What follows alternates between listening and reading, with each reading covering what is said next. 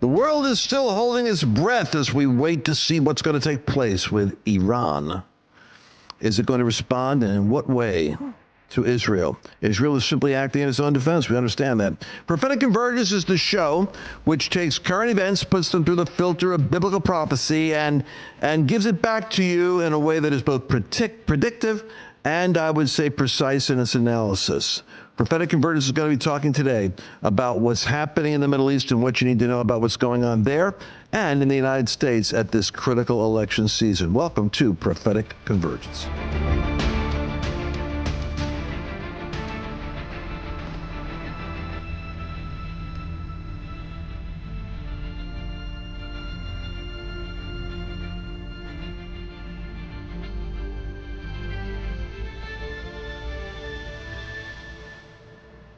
Have you noticed that everybody's waiting for the Iranian response, Iran. They call it Iran, not Iran. I'm so American, it's Iran. But then when I talk to my Middle East friends, it's like Iran. So anyway, the Iran is supposed to be attacking Israel. Everybody's waiting for the great, because they took out, in Tehran, they took out the Hamas leader, right? So, was it the number 2 guy in Hamas? I forget. Then they took out the number 1 guy in Hezbollah.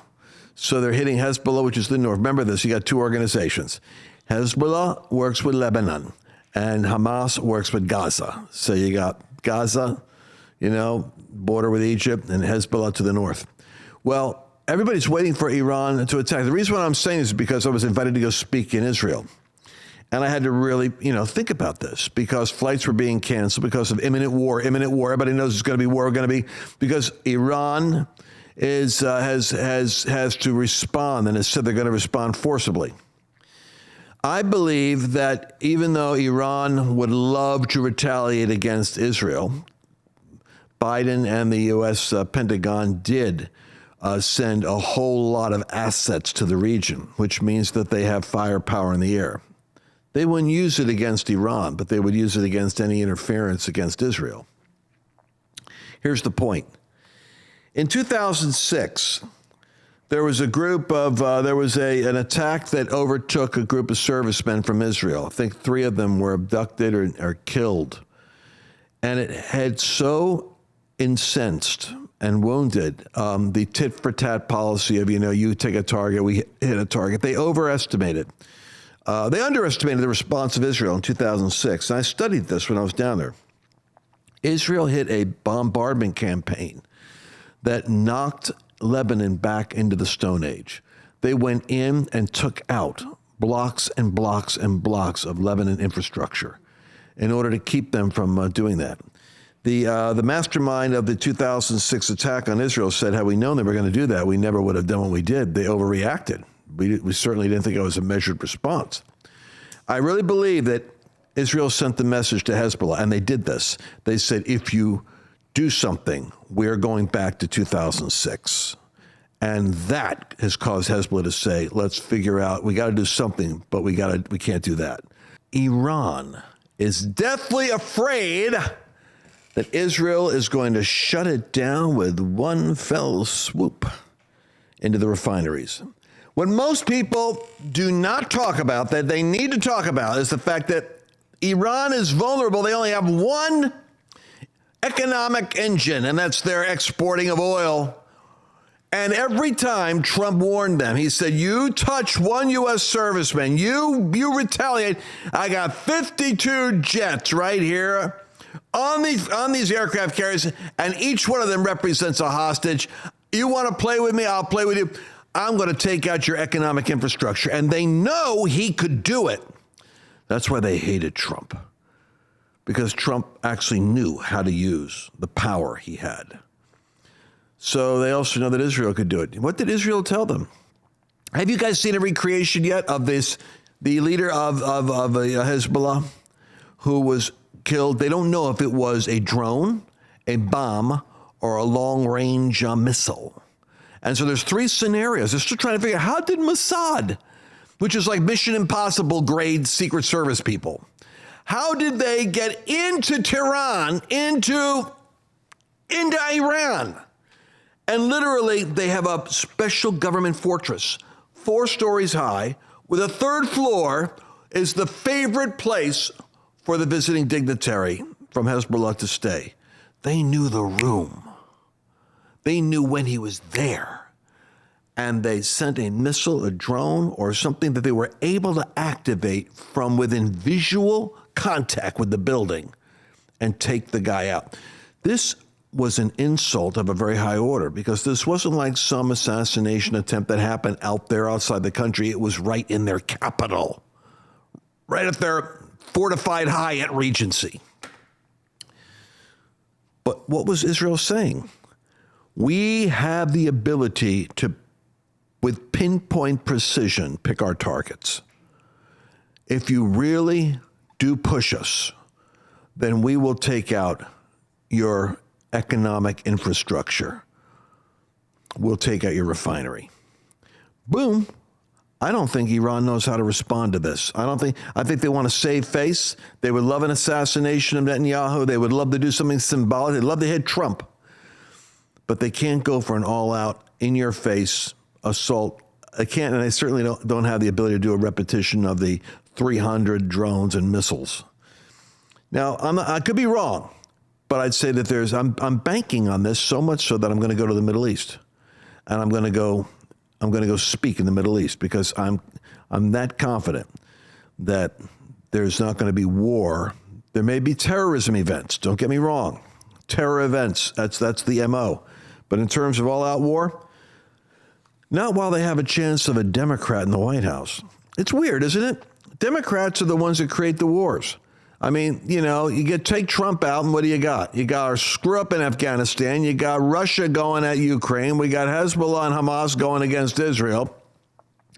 And it's Democrats. But for some reason, they don't fear Democrats. They don't fear Biden. They don't fear Harris. Trump gives them nightmares. Speaking of nightmares, the granddaughter of the late Reverend Billy Graham endorsed Vice President Kamala Harris during an Evangelicals for Harris Zoom call Wednesday, and suggested that Christians who support former President Donald Trump are causing people to turn away from Christianity. Well, I'm sure Kamala Harris is going to make them turn towards Jesus. Matter of fact, I'm pretty positive a lot of people are going to come to Jesus. She's president. That's the sad part. All right, so you know what Bannon does? I miss Steve so much. We need him right now, people. What Bannon would do is he would make us listen to these people. He would start his show off with a cold open, and he's like, force you to have, I don't want to hear it. You are going to hear it. You're going to hear it. All right. In honor of Steve Bannon, I'm going to force you to listen to this. Go ahead. My name is Jerusha Duford, and I'm grateful to have an opportunity to join you tonight. Thank you to everyone who joined this call to discuss a pivotal point in our country's future. I was thinking this morning that if you told me 10 years ago that I would be taking an active role in politics, I'd have laughed. But then I had to stop and realize this is so much more than politics. My role began in 2016 when a man bragged about assaulting women. Various leaders of my faith then propped up this man as a poster boy for godly manhood and leadership. This broke my heart as I have watched, quite frankly, for the last 8 years, people who were curious about Jesus and his teachings done a 180 and walked in the other direction from my faith. Isaiah talks about an oak whose leaves wither and a garden going without water. These things happen slowly, over time. First, people professing the Lord made excuses for the lack of kindness, then for the name-calling. Soon it was making excuses for assault. Then it became making excuses for January 6th, and now making excuses for convicted assault and 34 felonies. The oak leaves don't wither overnight, and I'm terrified to think of how far this turning our head the other way and making excuses will take our country, but more importantly, our witness to the world. One of my grandfather's favorite verses was Micah 6:8. What an incredible reminder of what the Lord requires of us: to do justly, to love mercy, and to walk humbly. Voting Kamala for me is so much greater than policies. It's a vote against another 4 years of faith leaders justifying the actions of a man who destroys the message Jesus came to spread. And that is why I get involved in politics. I'm a therapist, and I try to leave my clients with what I call committed action steps. And the following are the ones I'd love for you to take with me. First, pray. pray for the faith leaders in our country to take a stand for justice, mercy, and humility. Second, pledge. Take the Evangelicals for Harris pledge on our website, evangelicalsforharris.com. And lastly, service. Go perform actions of service in your neighborhood or community, and then come back and share your story with the Evangelicals for Harris campaign. Thanks for listening to me. Let's do this. What annoys me the most about people like this, Billy Graham's granddaughter, she's going to dare to come out and become the instrument of the left for political purposes. She says, well, I would certainly vote for, well, the Antichrist if it's a vote against bad faith leaders. In other words, she's saying she's going to vote for someone as a vote against faith leaders she disagrees with. Billy Graham, your grandfather, who you quoted, you knucklehead, voted for Trump. So if you're going to stand in the shadow of your exalted grandfather and borrow the legacy of his righteous influence and his brand in America, then no. Billy Graham and Franklin Graham both stand with Donald Trump because they aren't manipulated by the failures or the sins of the past any more than God forsook David, who did things worse than Trump, but had the capacity to recognize they were wrong and repent, change his thinking. So why are you prosecuting a man for something done 20 years ago when he's virtually laying down his life and 700 years of imprisonment to satisfy your crippled sense of vulnerable morality? It's so ignorant that you would allow somebody to enact policies that are actively anti-Christian because you don't like the personality of the person who is standing for biblical principles. Judge not according to appearances, but judge righteous judgment. By the way, Evangelicals for Harris, formerly Evangelicals for Biden, formerly Diabetics for Krispy Kreme. Actually, on Wednesday, they had a Zoom conference hosted by the reparations activist, Ikemini Uwan, who's argued that whiteness is wicked, and the police as an institution need to be destroyed and rebuilt. Policing was founded, we all know, on the re-enslavement of black people. So your Evangelicals for Harris is promoting the reparations for whiteness, paying back the blacks because whiteness is wicked. I don't know if you've noticed your skin tone, young lady, but you're self-destructive in your own policies and your own influence.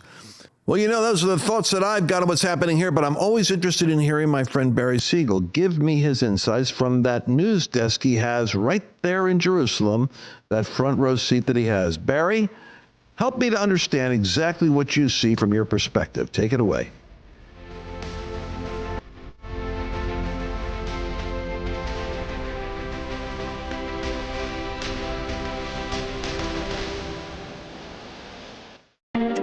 What if you only had 15 seconds to find a safe place to hide? The greatest challenge that Israel has right now is that radical Islam, influenced and funded by Iran, have stored up thousands of bombs and missiles ready to launch against Israel from the north and the south.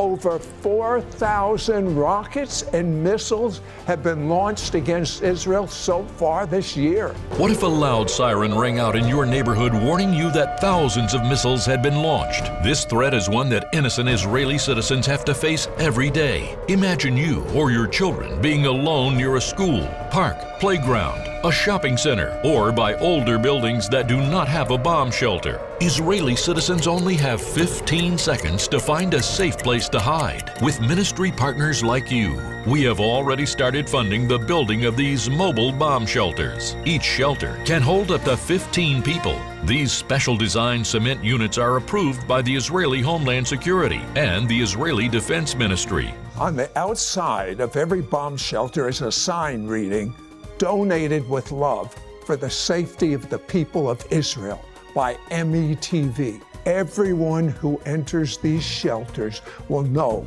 that it is Jewish and Gentile believers in the Messiah who have helped build the very shelter that is saving their lives.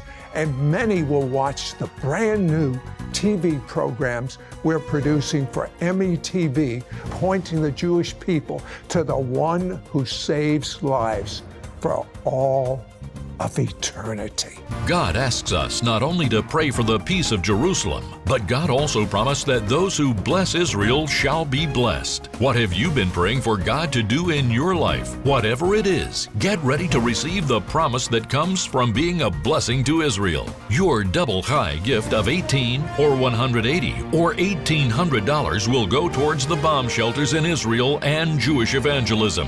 You can make a difference. How? By helping Sid Roth build and install these heavy-duty mobile bomb shelters. Call or you can send your check to Sid Roth. It's supernatural. P.O. Box 39222, Charlotte, North Carolina 28278.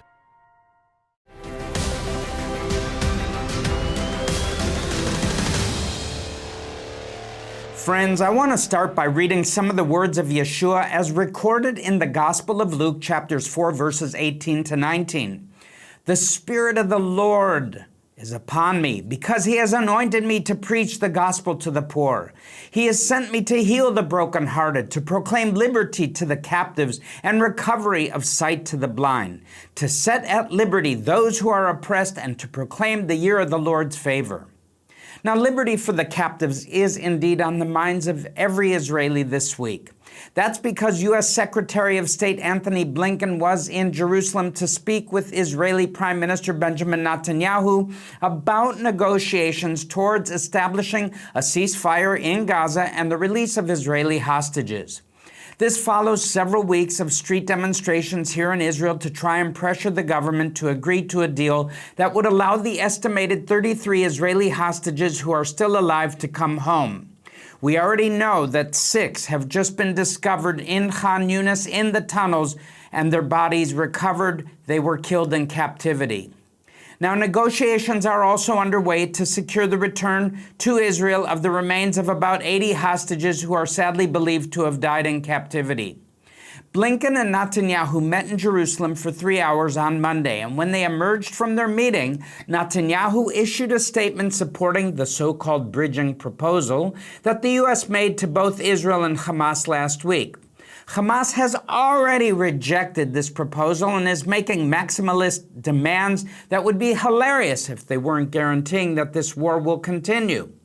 The demands by Hamas include the full withdrawal of the IDF from the Philadelphia or Philadelphia corridor, which forms the border between Egypt and the Gaza Strip. Hamas used the smuggling tunnels it dug underneath this border to bring in all the weapons and ammunition it's been using to wage war against Israel all these years. Now, the IDF has control of the border and has been systematically destroying these tunnels, and Hamas wants them to stop doing so that they can rearm themselves so they can attack Israel again and again in the future. Another demand Hamas is making is for the full withdrawal of IDF troops from other parts of the Gaza Strip, including the Netzarim corridor, which is the main north-south highway. Almost all the traffic in the Strip goes through this route, and Hamas wants the IDF to leave it so that they will have an easier time rebuilding their control over the residents of the Strip. They also want all the residents of the Strip to be allowed to return to Gaza City in the north so that Hamas can use these people as their continuing human shields as they rebuild their control. Finally, they also want Israel to release thousands of terrorists who are being held in prison because of the acts of terrorism they committed against Israelis. They are demanding all of this and more in return for allowing 33 Israelis who they kidnapped and held hostage for the last 10 months to return to their families. I am glad to be able to report to you that the Israeli government is refusing to cave into all these ludicrously absurd demands, and the U.S. is supporting Israel in some of its refusal, at least for the most part. They're quietly asking Israel to be flexible about releasing Palestinian terrorists with blood, much blood on their hands, but what else is new? In any case, as I said before, Hamas is flatly rejecting the American proposal as it does not meet their maximalist demands and is getting some support for their position. Egypt, for example, is also pushing for Israeli forces to withdraw from the Philadelphia corridor, but they are suggesting that the Palestinian Authority be put in control there and also pledging to make sure no new smuggling tunnels get dug under the border.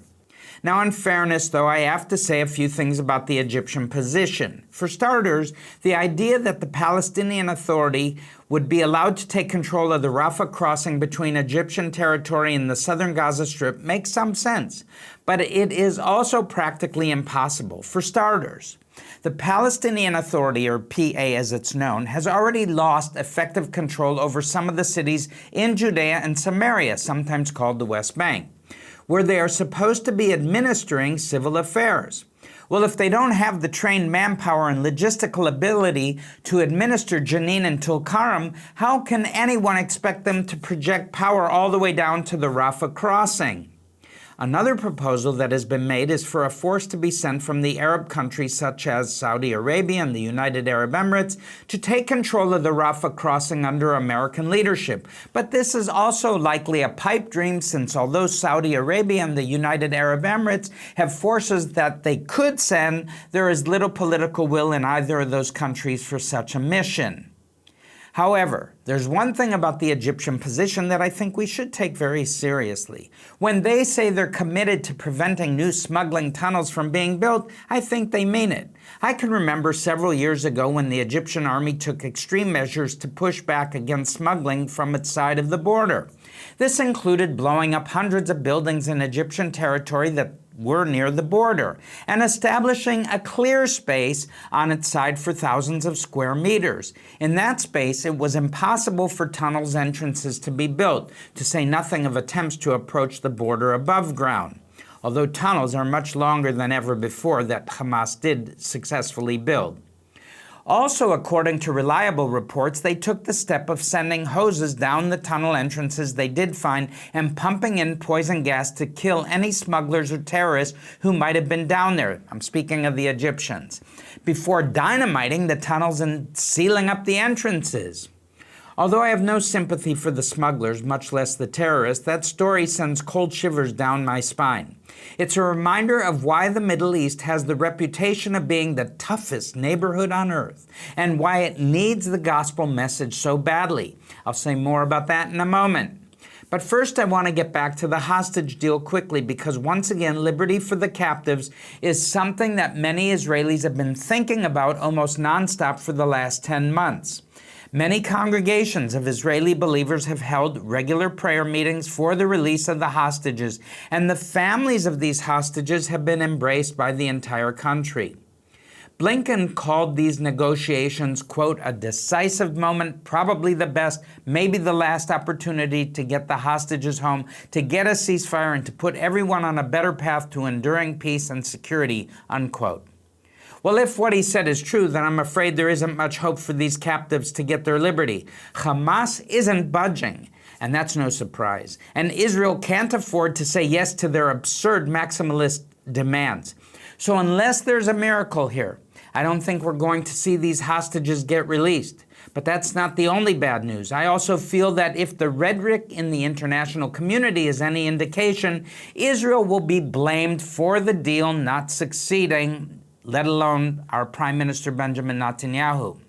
Now, that's not a prophecy, but it is a prediction based on a great deal of past experience and observation about how these things go. The reasons for this are complicated, but it all boils down to a belief that is widely held in many places all over the world, that the stronger side in any altercation is always wrong and the weaker side is always right. Have you ever heard of this concept of intersectionality? Well, this is the main point of intersection. People who feel like they're part of a group which is weaker than their ideological opponents feel the need to support others who they see as being weaker than their opponents. That one point of commonality, or even perceived commonality, has the power to render any and all other considerations completely irrelevant. That is the only explanation for why millions of people all over the world are marching in the streets to support Hamas, despite it having started this war by launching a massacre of Israeli civilians of over 1,200 of them. That also included sexual assaults, rapes, brutal murders and kidnappings, and for that matter, decades of Hamas terrorism against Israelis and brutality of their own Palestinian people are all ignored simply because Hamas is representing the Palestinians who are perceived as being oppressed by Israel. What about the rockets they've launched against Israel? 25% of them that fell back on their own population, killing their own. Their barbaric actions are conveniently excused with the phrase, by whatever means necessary, and that's the end of the discussion. It reminds me of Isaiah chapter 50, verses 20 to 21. Woe to those who call evil good and good evil, who put darkness for light and light for darkness, who put bitter for sweet and sweet for bitter. Woe to those who are wise in their own eyes and prudent in their own sight. Well, friends, as we contemplate the sad state of this world we live in, where the wicked are exalted simply because they have less military power than their opponents, and captives are denied their liberty by game-playing politicians and terrorists, we must remember one thing. We must remember Yeshua's promise found in Luke chapter 21, verse 28. Now, when these things begin to happen, look up and lift up your heads, because your redemption draws near. I'm looking. That's the prophetic promise we're holding on to, friends, and it's the message we have for a lost and dying world. Will you join me in praying and working for the message to reach as many people as possible before the end comes? Please visit our website at visionforisrael.com. And I want to thank you for joining us every week on episodes of Prophetic Convergence. So until next week, from the nation of Israel and of course the United States of America, God bless you and shalom. Pray for the peace of Jerusalem. They shall prosper that love thee. This is Prophetic Convergence.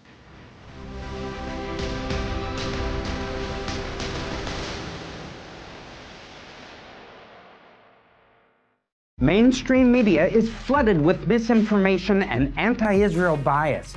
This makes it difficult to know the real truth of what's happening on the ground and how you can pray effectively for Israel and the Middle East.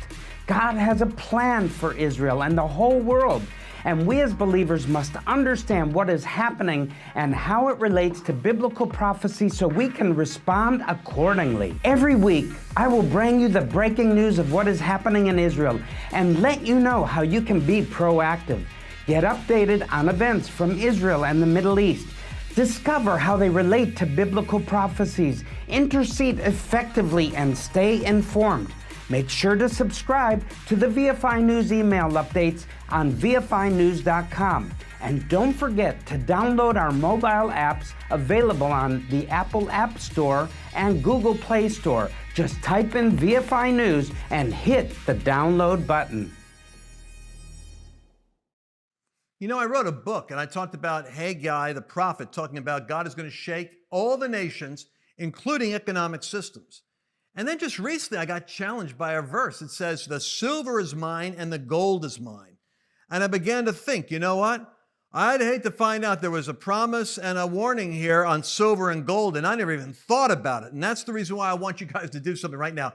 You want to get a 20-page special report on silver and gold. Go to lancewallnut.com/Birch, because Birch Gold is one organization that is being used by a lot of very credible people right now in order to position themselves with silver and with gold. You need to now start to look into this and learn what it is that maybe God was trying to say, that the silver is mine and the gold is mine. Go to lancewallnut.com/Birch and find out for yourself.